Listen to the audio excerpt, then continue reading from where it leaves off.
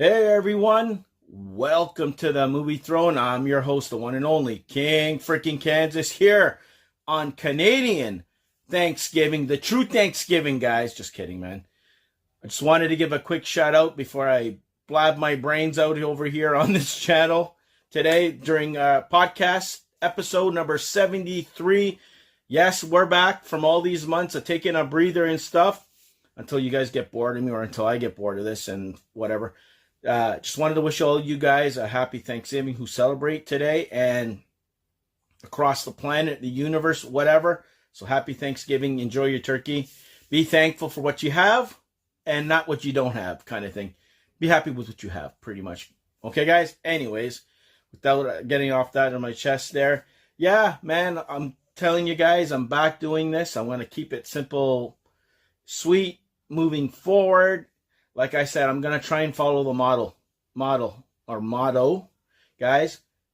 You know, keep it simple, stupid. Don't have to produce thousands of videos. You know, it's the quality, not the quantity, right?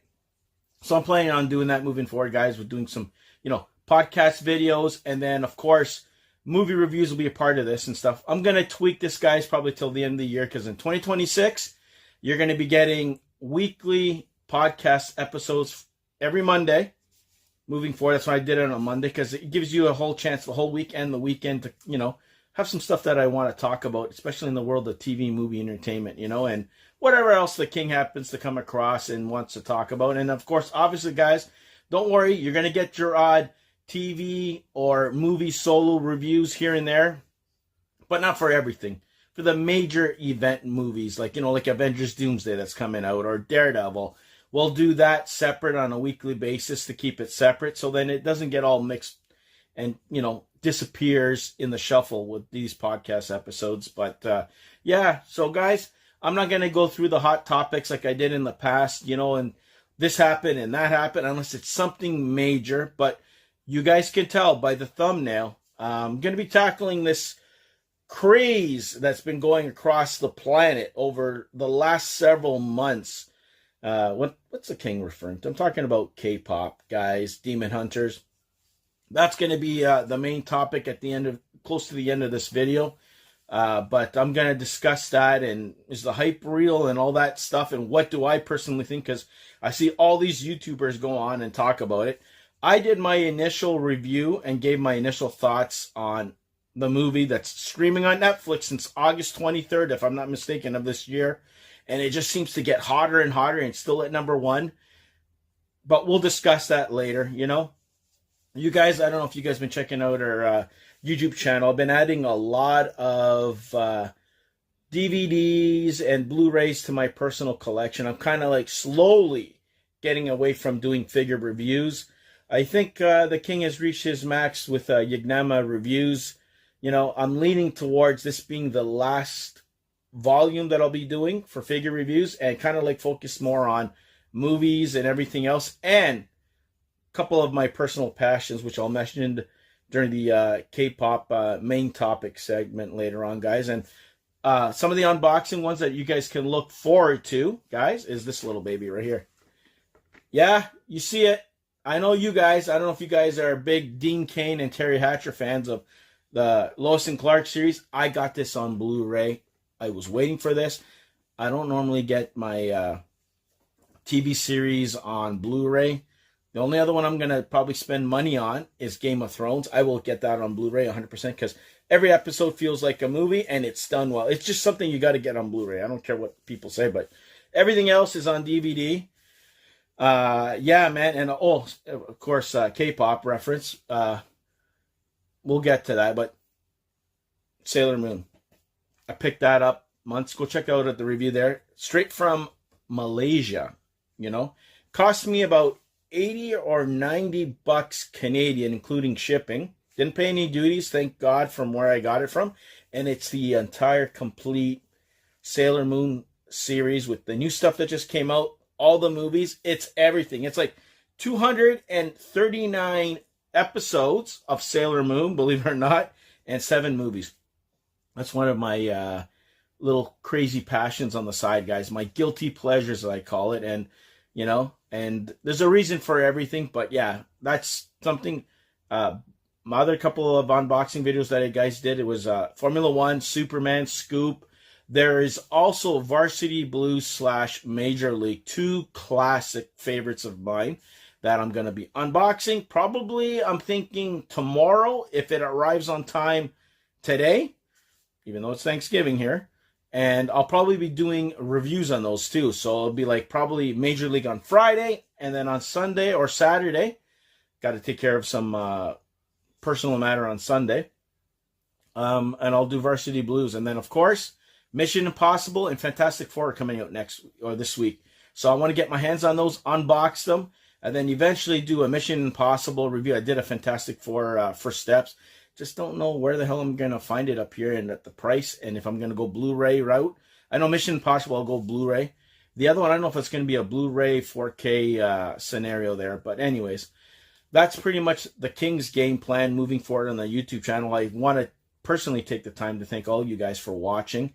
It seems like the views are going up and up, and the subscribers, thank you. Tell everybody, because I like talking to you guys, even if it's through this cell phone of mine, camera, and talk about movies and stuff. I'm not doing this to get views and all. I could care less, guys. If that was the case, I'll be working every single day at this and whatever. No, this is just like a hobby. I like talking about stuff that I like, from figures to movies to unboxing, whatever. I just think it's damn cool, and to bring it your way. And if I want to talk about something, I'm going to talk about it. And no, I'm not a bandwagon jumper that I'm going to start talking about this or start hating on something because everybody seems to do it just so they can get clicks and views.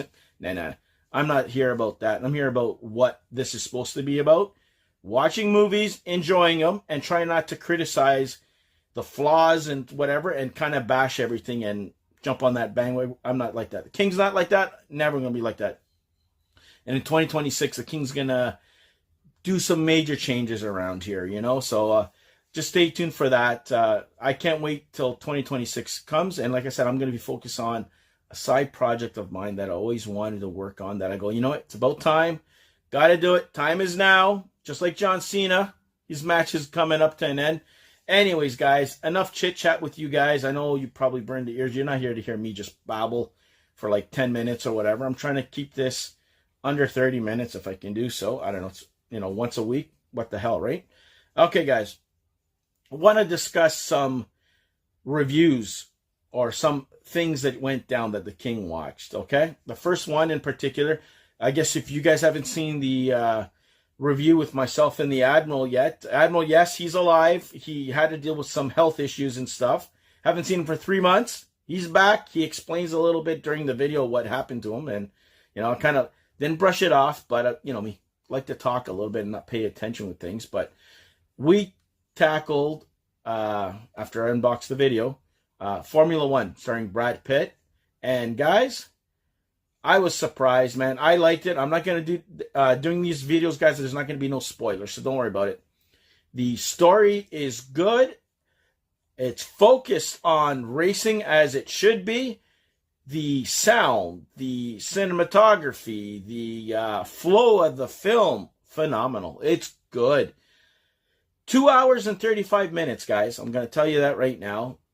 If you don't buy Brad Pitt at the beginning as the main character who's hard on, something happens to him, okay? You guys can figure it out. Some sort of accident. I'm just leave it at that. And it's a comeback story. It's an old guy who's kind of like pretty much washed up or whatever, and he has to go with his buddy. Doesn't have to, but he chooses to go with one of his friends that knew him way back when he was driving Formula One, to hopefully instill some of his values, his ideology, and all that stuff on a rookie. And it's up to that rookie with the new school mentality. He's more about, social media and all this crap than winning races and stuff, instead of getting the respect he should on the track. And that's where they kind of butt heads, and you can only imagine where the story goes along. As for love stories and all the side little whatever, there's one that goes on with Brad Pitt, but nothing that's going to interfere with what the movie is all about, and it's about Formula One. It's a good way, guys, that if you're not a big race Formula One car follower or NASCAR, whatever, They help introduce even me to the world of racing and all the new technologies and what they got to do right now to keep up and to compete on a equal level, tires.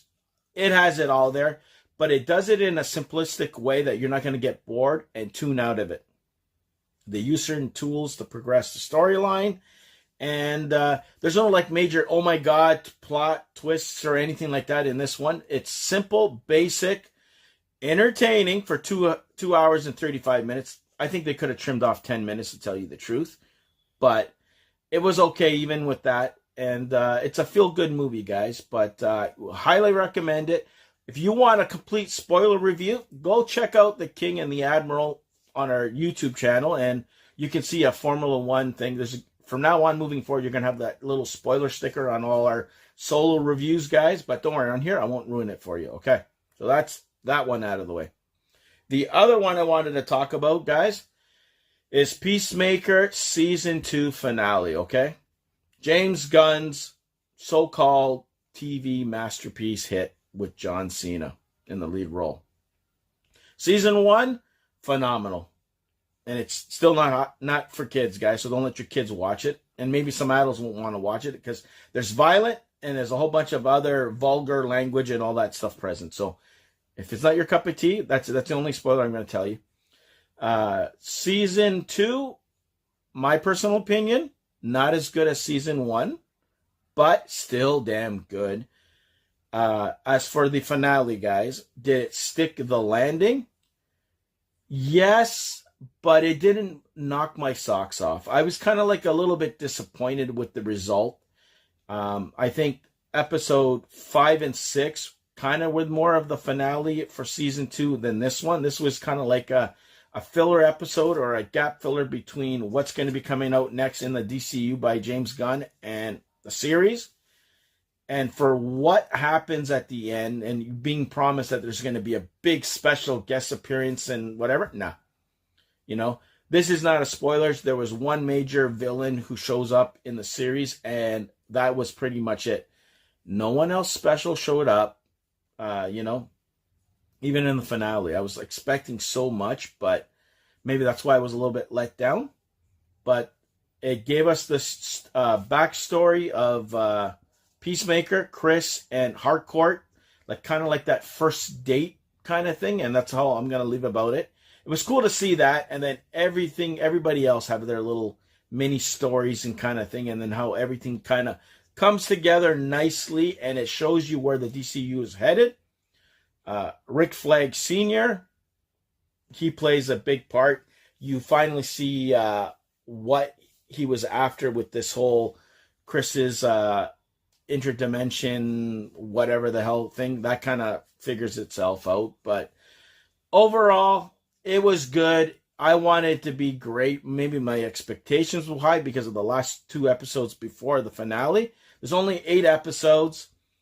They could have ended it off at 6, possibly even 7, and they didn't need this 8th one. But I know why they did it, because this is going to probably connect to, I'm thinking, the next big thing coming up from James Gunn, which is Lanterns, the new TV series. So I think that's going to have something to do with it. And then, of course, Supergirl and whatever other Clayface and all that other fun stuff. But liked it. You guys tell me your thoughts, guys, on not only Formula One if you haven't seen it, or Peacemaker Season 2 finale. Did you like it? Did you hate it? Was it kind of like how you felt when you watched Daredevil, Born Again, the finale for that? Kind of got the same kind of feeling or vibe for that. The episode before was the more important, or the so-called finale, and these were like fillers for the next thing that's going on in both of those series. But whatever, either way, let me know in the comment section. And the last thing, guys, that I wanted to talk about, Coyote Ugly. Yes, you heard me right, Coyote Ugly. You're probably wondering, what the hell are you watching, King? Guys, I'm telling you right now, that little movie came out in 2000s. You're looking at 25 years ago. I think I was 24 years old, so now you guys can figure out how old the King is, because, you know, don't have too many grays, but yeah, you can do the math, 49. So I was 24 when I saw that thing with one of my ex-girlfriends in the theater. She begged me to go see this thing, and I don't like the dancing and whatever. I barely liked Footloose, okay? Footloose was okay. I can tolerate that. because it's not every single thing there. West Side Story and shit, no, I'm not watching it. Sorry, even though I haven't seen it, I should see it, but whatever. Or Wizard of Oz, The Wicked and stuff, not happening. But anyways, so I got dragged to watch this thing, okay? I like movies that are inspirational, guys. I like movies that, you know, you got normal people trying to make it big, doing something and chase their dreams, and that's pretty much what the movie is about. It's about this young songwriter who wants to make it big. She wants to leave New Jersey to go to the big city, give demo tapes so she can, you know, proceed in a career of music or whatever. But she doesn't want to sing. That's what they used to do before. Used to send out demo tapes. You guys probably don't even know what the hell demo tapes are, but whatever. Now there's YouTube and all this stuff. We didn't have that stuff back then, guys. And that's how it is. And along the way, she meets this cute guy. They get together. Then she comes across this bar, Coyote Ugly. And this is where the madness happens. Girls dancing on bar stools, the counters, you name it, the works. And that's kind of like the backdrop of the main story of her trying to make it big. And then you kind of find out, you know, John Goodman's in it too. Plays her father, which is pretty cool. Hard worker, good actor, man. And you kind of like feel the vibe of this person and her struggles. And that's pretty much the whole movie. And then you got Leanne Rimes with her hit Can't Fight the Moonlight, which was on the top 100 Billboard, whatever the hell, for weeks and weeks and weeks when this came out in 2000. That kind of catapulted her career even further at that time. I'm telling you, you couldn't stop singing it. You guys go see it. Tyra Banks is in it. Tom Brady's first ex, Bridget Monahan, amazing actress. Blue Bloods, Tom Selleck, Donnie Wahlberg. Go watch her in that. Phenomenal actress. She's even in this thing. But yeah, man, I'm telling you, it's one of those feel-good movies that I just keep on watching over and over. I think I've got honest truth. Watch that movie at least over 20, 25 times. Easy, from when it was released till now. So if you do the math, it's like watching it one time every year for the last 25 years. And I decided, you know what? I picked up this thing like years ago, the extended version. I haven't watched it. It's only 6 minutes longer, big deal. And I watched it for the first time and I posted a review. So go check it out there. But love it. Still like it. Still holds up. It still looks good, man. For a movie that's shot 25 years ago, it looks like it was made a couple of years ago. And you know, some of those movies, they don't age well. You get that faded picture and quality, and it doesn't look good. This one turned out good. So I was happy to do it. I liked it. Did you guys watch it? It's one of my guilty pleasures. I watch that thing like whenever I feel down, you can watch it and you're happy. Whatever, right? Just like Step Up. But anyways, that's another one. But you guys let me know in the comment section. Okay, the last review I want to tackle, guys, in this video. Of course, if you're a wrestling fan, I watched the recent thing at 8 o'clock in the morning, like a stooge, on Saturday. I watched WWE Crown Jewel from Perth, Australia, okay? 5 matches, all were good. I'm not going to, I'll tell you who it was. John Cena versus, what's his name, man? AJ Styles for a final time. You had the tribal chief, Roman Reigns, take on Bronson Reed in an Australian street fight. That was vicious.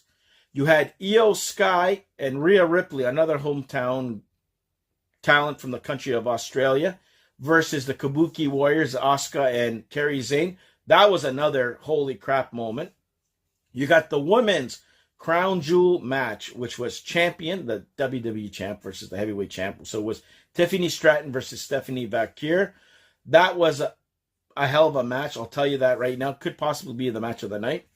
Then the main event was the men's version of the Crown Jewel match between WWE Undisputed Champion, the man who dethroned Roman Reigns, the tribal chief, Cody Rhodes, versus my boy, World Heavyweight Champion, Seth freaking Rollins. That match was good. Could have been better, but I like the outcome. And I'll just leave it at that. I'm not going to tell you who won all these matches and stuff like that, but as an overall pay-per-view, this was 100 times better than that fiasco WrestlePalooza we got a month ago. It was bad. That was like a letdown, especially with some of the people that you didn't care about who was on there. Not that I gave a rat's butt for these matches, but they were more meaningful and they were well balanced from the first match to the very end. It was good.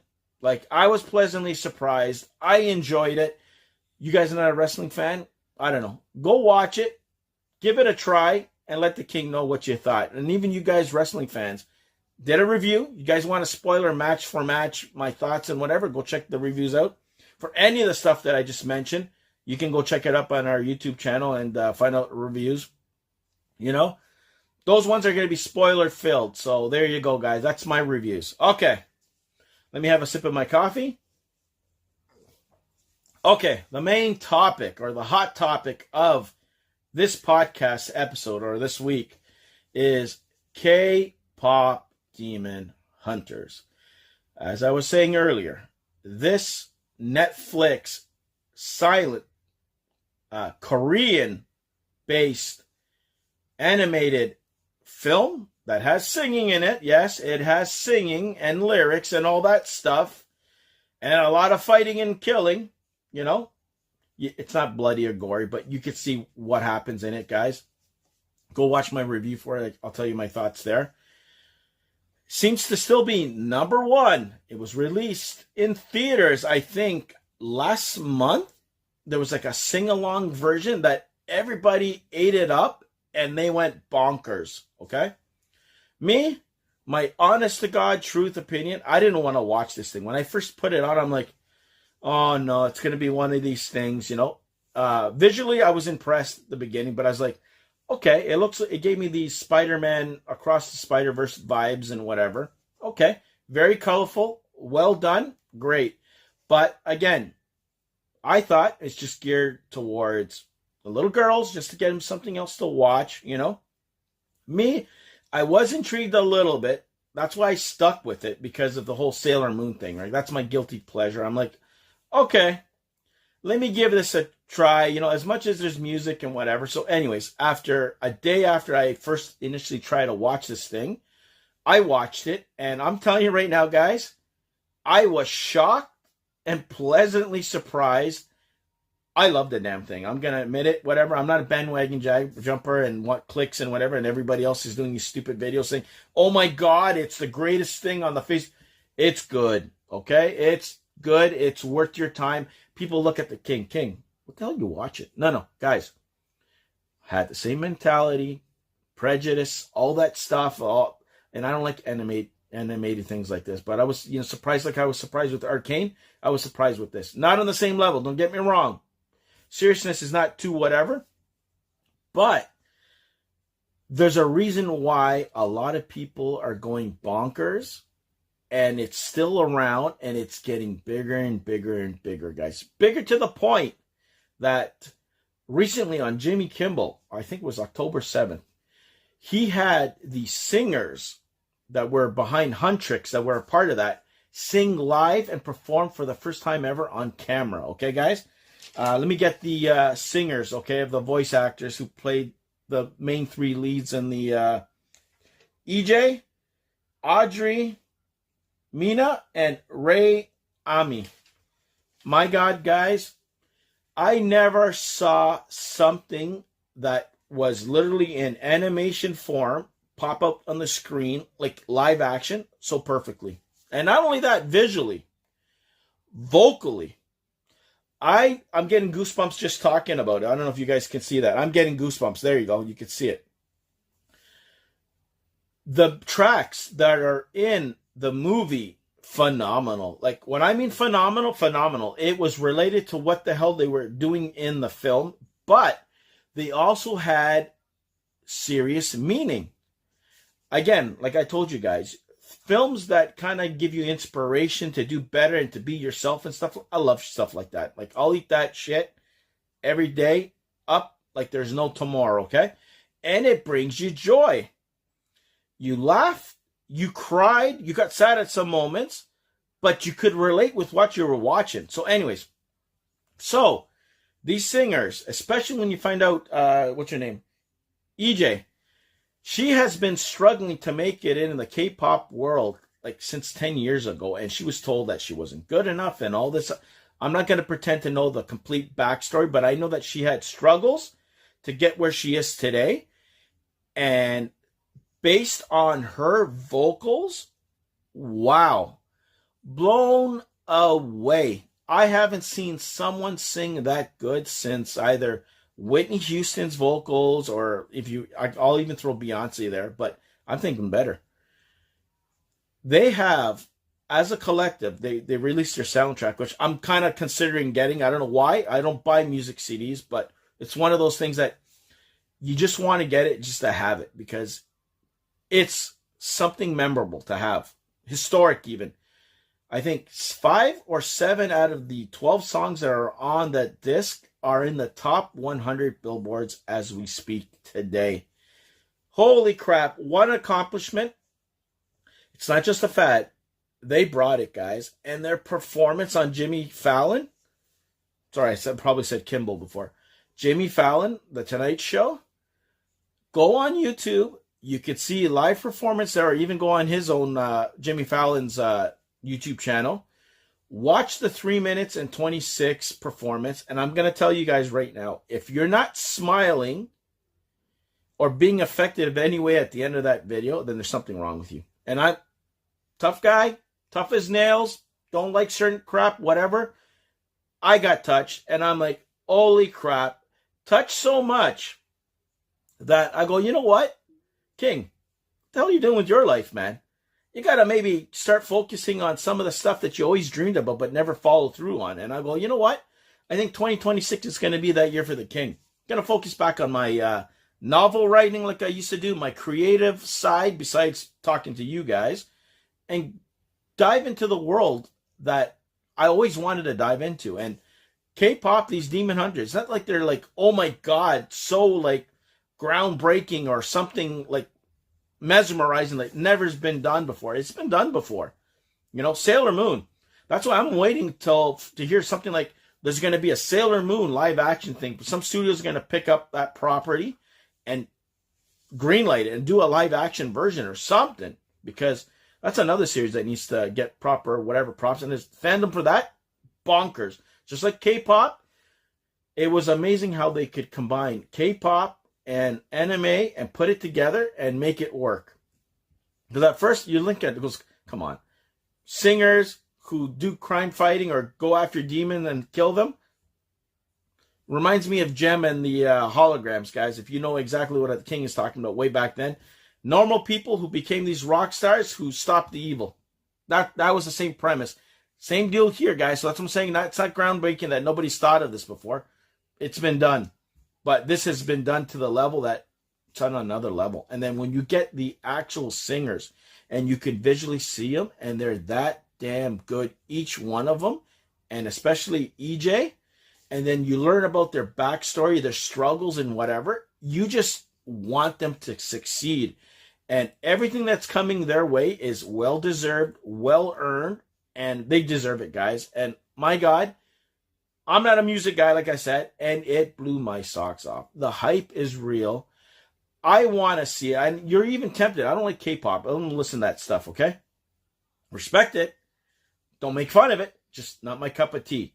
But the songs that are sung in the actual movie on Netflix and then live action are even better in live action. Like, I don't know how to describe it. Like, it's calming, it's motivational, it's inspiring, it's all that stuff. And it's like, yeah, I never thought I would say all that stuff about a K-pop song from an animated thing, K-pop Demon Hunters of all things, but it's well-deserved, man. Like, I watched that video over and over several times. I'm not going to lie to you guys, you know, and it's give the King inspiration to do his own stuff and to kind of produce that all women's comic book series that I always wanted to do, you know, with the anime style and what. Trust me, the King is very talented, guys, but I don't want to reveal a whole bunch. To kind of dive back into that world that I always wanted to dive apart, but I got distracted left, right, and center. Life happens, guys. Sometimes other cool stuff like talking about movies or doing figure reviews or talking to you guys gets in the way, or girlfriends and exes and grandkids and whatever the hell it is. Stuff happens. Funerals that you got to go to, people dying, you name it, the works. Life sometimes gives you a lemon. It's how you make lemonade from it, right? What do you fall? so you can get back up. What quote's that from, guys? Come on, Dark Knight.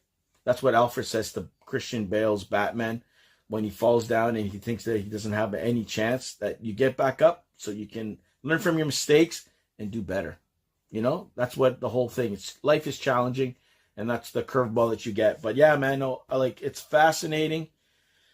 Like I said, I'm like, oh, here we go. They're going to take something and let it go and let it keep on. No, but no, this thing is getting stronger. And it's just nice to see that you see good people that deserve all the praise because of their hard work and effort and stuff, and finally getting a chance because of something else that could hopefully catapult them to the careers that they should have had originally. And for second chances, man. That's what the movie's about, and that's what this whole singing and whatever, and that's why a lot of people are going bananas, and there was probably going to be a sequel and all that. King, I'm surprised to say this, but when it comes on 4K or Blu-ray or whatever, I'm going to buy the damn thing, and I'm tempted to buy the CD. You guys let the King know. Would you buy a copy of this movie and have it in your personal collection? Did you already buy their album, their CD or whatever of Huntrix and the singers and whatever? Because it's doing well. A lot of people, like, I heard some of these songs on the radio, not realizing they were a part of this. And then once I'm watching the movie and all these clips on YouTube, I realize, man, it's from this movie? And a lot of other people, too, have been reviewing K-pop Demon Hunters for the first time, the lyrics and songs and whatever, goes, oh, that's where that song's for that meme, or on TikTok or on YouTube and all this stuff on the radio. It's from these guys, Huntrix. EJ, Audrey, and Rayami. Phenomenal Korean American actors, you know, and like I said, you do the backstory. You guys go ahead and do that yourself. But give me your thoughts, guys. What do you think of K-pop Demon Hunters? Is it deserved, not deserved? Do the singers behind the voices deserve the praise that they're getting? Are you happy for them? Are you miserable? Do you hate this stuff? Did you even know about it? Either way, let me know in the comment section below. So there you go, guys.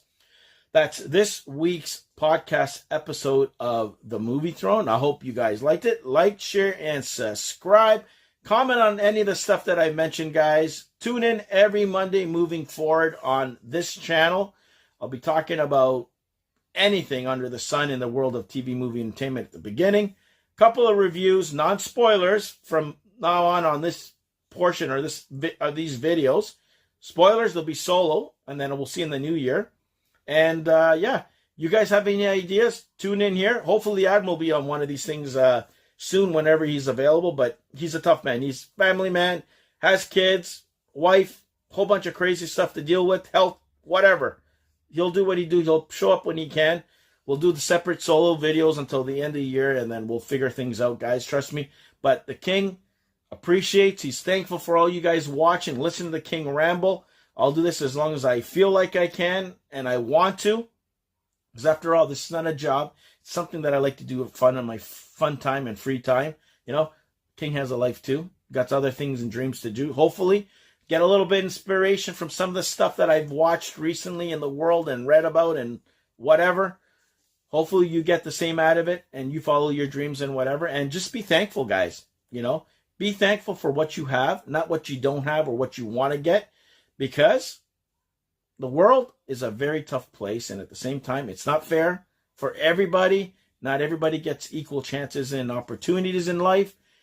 Do what you can with what you have. Be happy with what you have. And at the most importantly, your health is number one. Family is number two. And just be kind to everybody. Anyways, King's getting all sentimental and all mushy and whatever. That's not my cup of tea. Thanks for watching. Be the hell good. And I'll see you guys where? Right here on the Movie Throne YouTube channel.